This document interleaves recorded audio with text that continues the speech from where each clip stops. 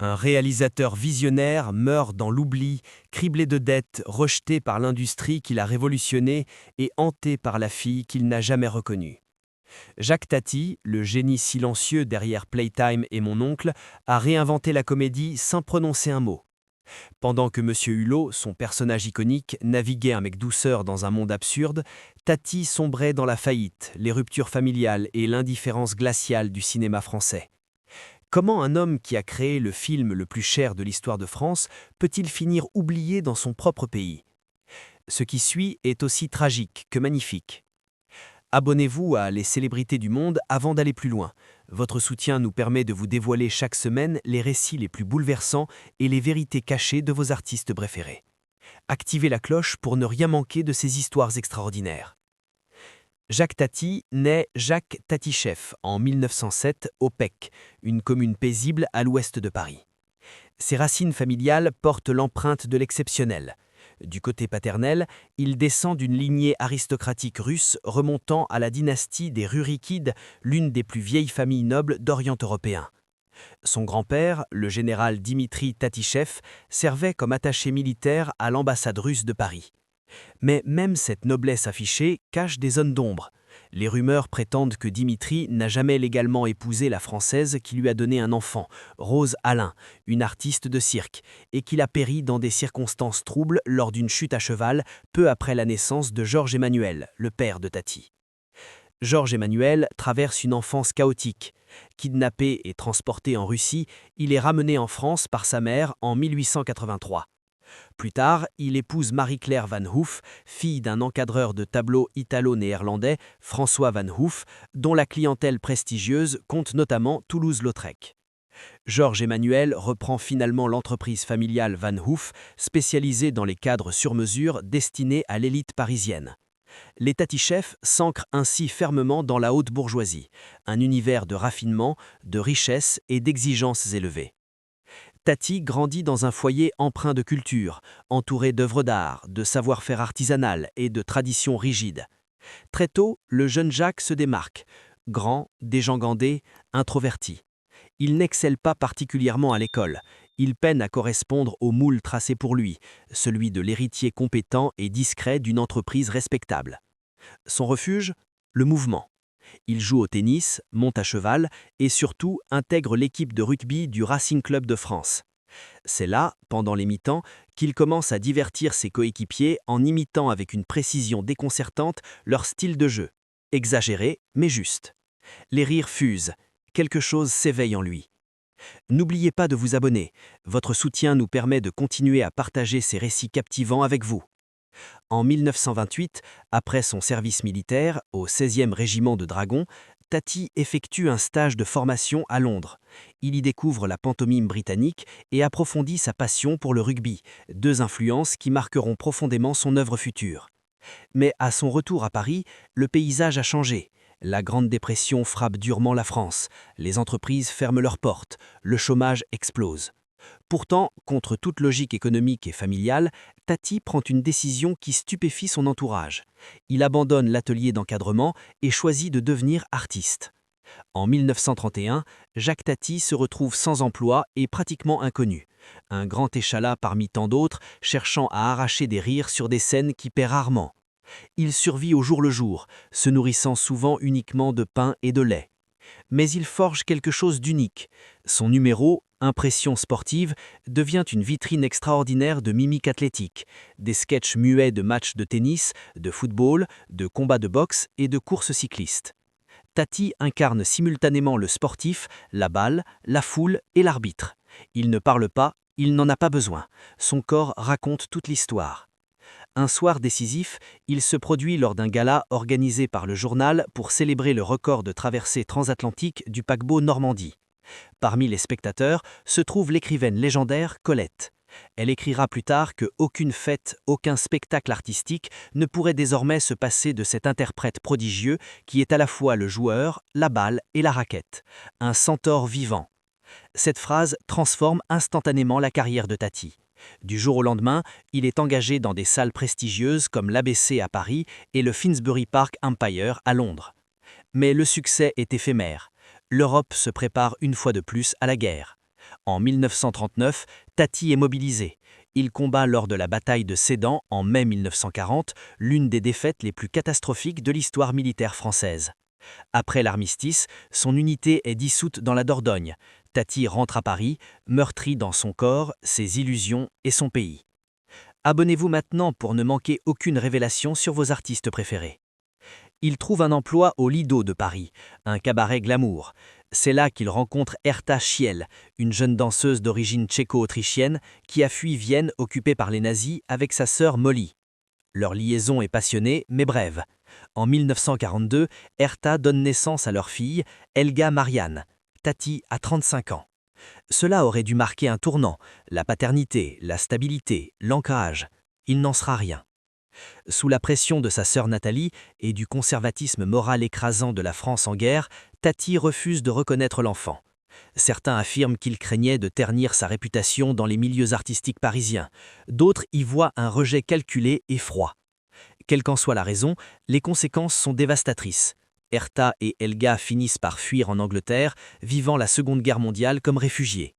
Helga grandit sans savoir qui est réellement son père. Quand elle l'apprend enfin, ce n'est ni par des retrouvailles émouvantes, ni par une réconciliation, mais par des rumeurs et des chuchotements. Ces lettres adressées à Tati, des décennies plus tard, resteront sans réponse.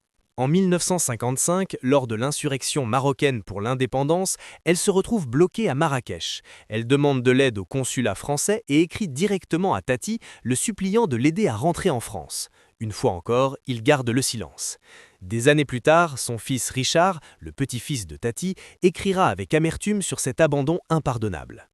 L'illusionniste, scénario semi-autobiographique de Tati, plus tard adapté en film d'animation, est souvent considéré comme son mea culpa voilé, une reconnaissance silencieuse de la fille qu'il n'a jamais revendiquée. Mais c'est trop peu et bien trop tard. Le premier véritable film de Tati, Jour de fête, est une comédie centrée sur un pacteur de campagne, une satire douce amère de l'obsession américaine pour la vitesse et le progrès. Le film est tourné en couleur, une première audacieuse pour le cinéma français, mais sort finalement en noir et blanc, la nouvelle technologie couleur s'étant révélée défaillante. Cet incident technique n'entrave pas son succès, mais préfigure déjà un avenir où les visions ambitieuses de Tati dépasseront les capacités du monde à les suivre. Soutenez-nous en vous abonnant, votre engagement fait toute la différence. Vient ensuite Les Vacances de Monsieur Hulot, le film qui donne naissance à son personnage emblématique. Monsieur Hulot, le maladroit bienveillant, éternellement en décalage, qui essaie, échoue, puis sourit encore. Les critiques le comparent au vagabond de Charlie Chaplin, mais Hulot ne lutte pas contre la misère, il se heurte à la modernité. Avec très peu de dialogue et une utilisation révolutionnaire du son, le film connaît un succès international retentissant. Tati devient le génie discret de la comédie visuelle. Son film suivant, Mon oncle, va encore plus loin, ridiculisant les cuisines en plastique, les fontaines automatiques et les prétentions bourgeoises d'une France en pleine transformation. Le film remporte l'Oscar du meilleur film en langue étrangère. Tati est désormais célèbre dans le monde entier, mais la célébrité n'offre aucune protection contre ce qui va suivre. Il aurait pu continuer à enchaîner des succès modestes, confortables, rentables. Au lieu de cela, il mise tout sur son œuvre absolue, Playtime. Pendant 6 ans et pour des millions de francs, Tati construit une ville factice aux portes de Paris, Tativille, un labyrinthe d'acier et de verre destiné à ridiculiser le modernisme sans âme. Le film est tourné en 70 mm, coûte plus cher que n'importe quel film français avant lui et menace de le détruire. On l'a prévenu. Il refuse les gros plans, refuse une intrigue classique, refuse les copies en 35 mm, refuse de donner au public ce qu'il attend. Et lorsque Playtime sort en 1967, c'est un échec commercial retentissant. Les critiques français sont déconcertés, perdus, les distributeurs américains passent leur chemin, et Tati, qui a hypothéqué sa maison et sa société de production pour achever le film, est financièrement anéanti. L'échec de Playtime n'est pas seulement financier, il lui coûte le contrôle de sa propre œuvre. Ses films sont saisis par les créanciers, sa maison vendue aux enchères, sa société de production liquidée.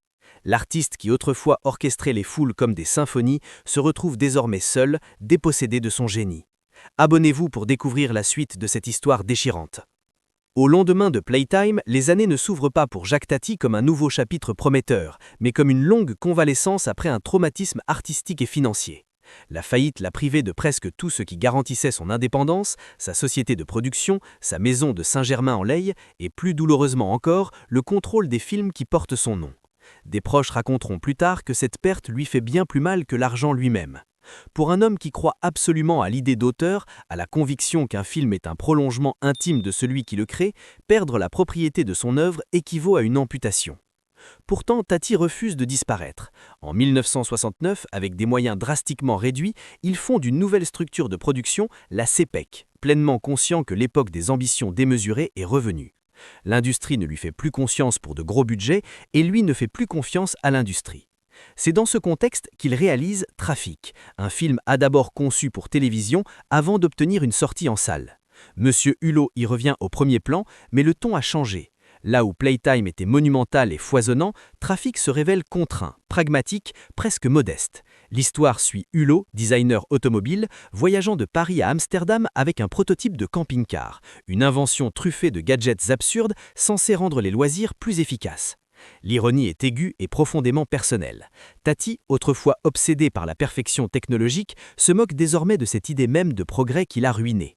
Les pannes à répétition, les embouteillages interminables, les délais manqués et les obstacles bureaucratiques du film font écho à sa propre vie professionnelle. Même la fin semble douloureusement lucide. Hulot est dispensé au moment précis où son invention connaît le succès. Métaphore amère d'un artiste rejeté une fois que le système a extrait ce qui l'intéressait. Les critiques sont plus indulgentes qu'elles ne l'avaient été pour Playtime, mais l'enthousiasme reste mesuré. Le public apprécie, sans parler de chef-d'œuvre. Tati ressent ce glissement accuté. Il dira un jour qu'après Playtime, on riait par politesse, plus par surprise. Votre abonnement nous permet de continuer à raconter ces histoires essentielles.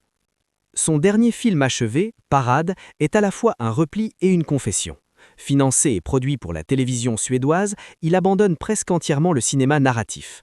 Plus de décors comme Tativille, plus de satire architecturale, plus de cauchemars modernistes. Parade se déploie comme un cirque vivant. Artistes, clowns, acrobates, enfants tirés du public pour monter sur scène. Tati lui-même y fait office de maître de cirque, rejoint ses anciens numéros de mime, matchs de tennis, combats de boxe, scènes de pêche qu'il avait créés dans les années 30, à une époque où il n'avait rien du tout. Après 40 ans, son corps est plus lent, mais la précision demeure, l'élégance, le sens du rythme. Revoir Parade aujourd'hui procure une impression d'intimité, presque de fragilité. C'est l'œuvre d'un artiste qui se dépolit ses illusions, se tient face au public et dit « Voilà d'où je viens », sans prétention, sans grandeur, juste le jeu pur. Pourtant, tandis que Tati cherche à simplifier son art, sa vie privée reste irrésolue. Sa première fille, Helga Marianne Schill, grandit en Angleterre avec le sentiment d'avoir été volontairement effacée. Elle sait que son père est célèbre, voit son visage partout et pourtant a l'impression de n'exister nulle part dans son histoire. Cet abandon n'a rien d'abstrait, il façonne toute sa vie, chaque décision, chaque relation. Des années plus tard, son fils, Richard MacDonald Schill, dénonce publiquement ce silence. Dans 2010, lorsque Sylvain Chomet sort le film d'animation L'Illusionniste, adapté d'un scénario inédit écrit par Tati à la fin des années 50, beaucoup y voient un hommage tendre et mélancolique. L'histoire d'un magicien vieillissant qui sacrifie tout pour une jeune fille ressemble à une lettre d'adieu signée Tati.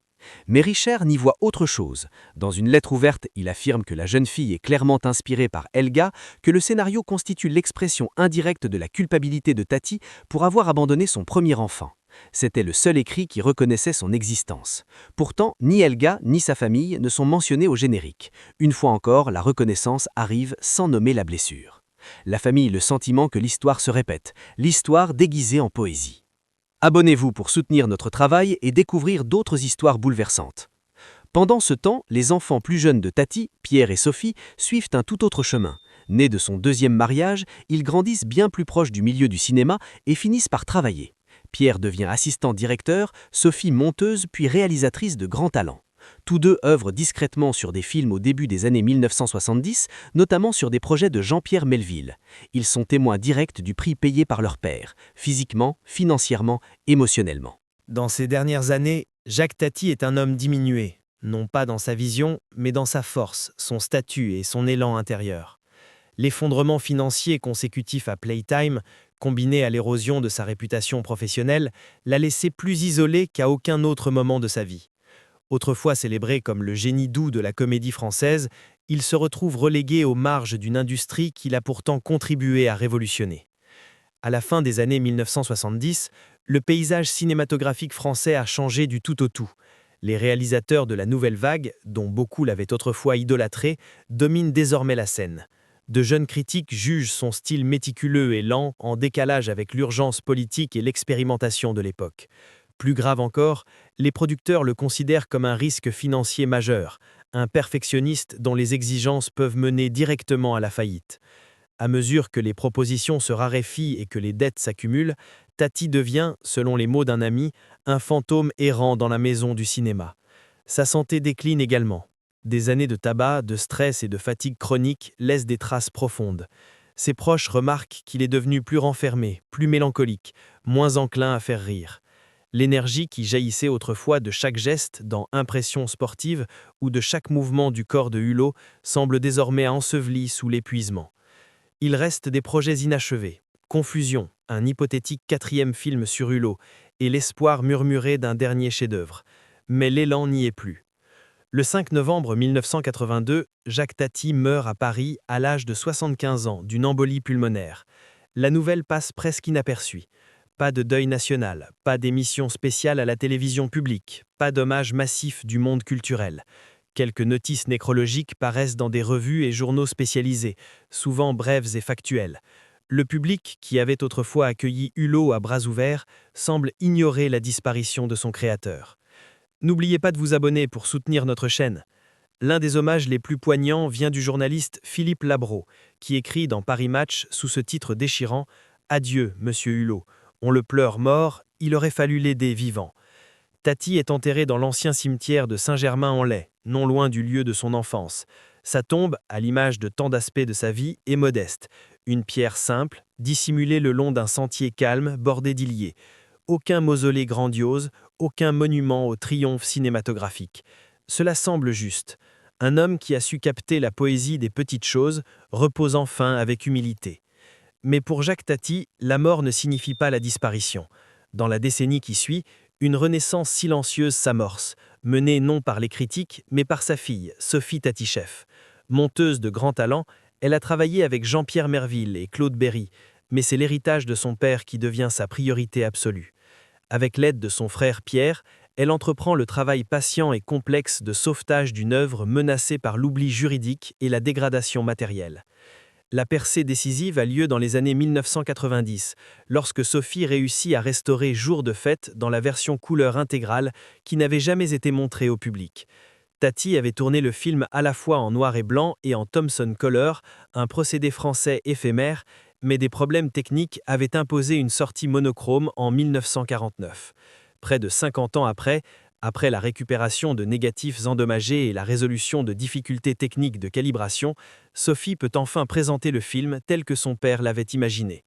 Ce fut une révélation. Sophie et Pierre découvrent aussi que les droits des films de leur père dorment dans un compte bancaire suisse, déposé par des créanciers depuis longtemps disparus. À force de ténacité et de manœuvres juridiques complexes, la famille reprend le contrôle du patrimoine Tati. En 2001, peu avant sa propre mort d'un cancer du poumon, Sophie fonde Les Films de mon oncle, du nom d'un des films les plus aimés de son père. Sa mission est claire, restaurer, préserver et transmettre le cinéma de Jacques Tati aux générations futures. Abonnez-vous maintenant pour ne rien manquer de nos prochaines histoires. Les résultats sont spectaculaires. Des restaurations de Mon oncle, Les vacances de Monsieur Hulot et Playtime sont projetées dans des festivals prestigieux et des salles d'art et essai. La couleur éclatante, le travail minutieux du son, les compositions architecturales audacieuses, longtemps mal comprises ou sous-estimées, sont désormais célébrées comme des chefs-d'œuvre. Criterion et Studio Canal publient des éditions de référence. Le mythe de Tati se réécrit. Non plus un excentrique charmant, mais un maître absolu de la forme cinématographique. Et les cinéastes prennent la parole. David Lynch qualifie de Mon oncle d'un des plus grands films jamais réalisés. Steven Spielberg cite Playtime comme une influence majeure sur Minority Report, notamment pour ses longues scènes d'observation sans parole. Wes Anderson reconnaît l'influence directe de Tati sur son langage visuel, le placement des acteurs, les palettes de couleurs, la symétrie obsessionnelle. Terry Gilliam loue sa clarté folle. Rowan Atkinson est catégorique, sans Jacques Tati, Mr Bean n'existerait pas. Plus que des hommages, ce sont des gestes de filiation artistique. À Saint-Marc-sur-Mer, la petite station balnéaire où fut tournée Les vacances de Monsieur Hulot, une statue est érigée. Elle se droit près de l'hôtel du film, représentant Hulot en plein pas, manteau gonflé par le vent marin, pipe aux lèvres. Ce n'est pas seulement un mémorial, c'est un instant figé dans le temps, l'un des rares lieux en France où Tati est honorée publiquement.